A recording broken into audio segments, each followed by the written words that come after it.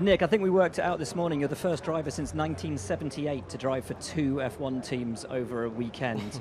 That was Harold Ertl, also here at Monza, and he failed to either pre-qualify or qualify. So you have gone substantially better.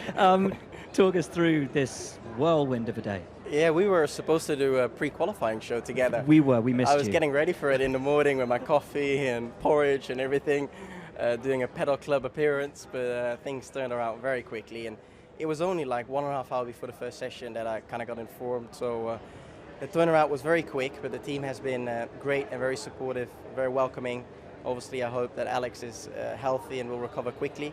But from my side, I'm never satisfied enough with myself. I think I put in some good laps, especially the second lap in Q1 was pretty good, but I still felt there was more in it. And then we made some changes on the first run of Q2, and that didn't quite work out. Obviously, the tire prep was a bit compromised in the traffic, and then on the last run, I hit a switch, which meant that the brake balance was like 1.5% rearwards, and that's how I kind of lost the rear into 4. So a bit gutted about that, but I think I'm allowed to take this anyway. Qualifying, you need to be at 100%. You've got to be pushing the whole way round. What percentage do you think you were at, given you barely know the car, have done very little running in it? I think in some corners I was beyond 100%, wow. And then obviously resulting in small mistakes and locking up or not getting the perfect way through. But I think there were also corners I was probably slightly below. I think that the most challenging bit in qualifying is nailing or being as close as possible to 100% all around the lap. And yeah, I didn't succeed to do that, but P13 wasn't too bad of a result. You won't start P13, minimum P9, possibly, probably P8 for your Grand Prix debut. How does that sound? That sounds pretty cool, I have to admit. I better get some work done to get ready for the starts.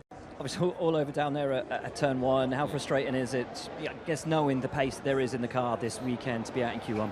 Yeah, it's frustrating. I mean, I felt we made a good step compared to yesterday, and yeah, ultimately just didn't do a lap on the second set. So, again, one of those, I mean, a bit similar like Spa. It's just if we just did the lap, it's probably one of two tracks where driving a lap at 95% would have been good enough to get us through the Q2. But you don't know that until the checker flag. Until you cross the finish line. So yeah, it's frustrating, but I mean, I'm where I expected to be for having not done a second set of tires. So it's what it is.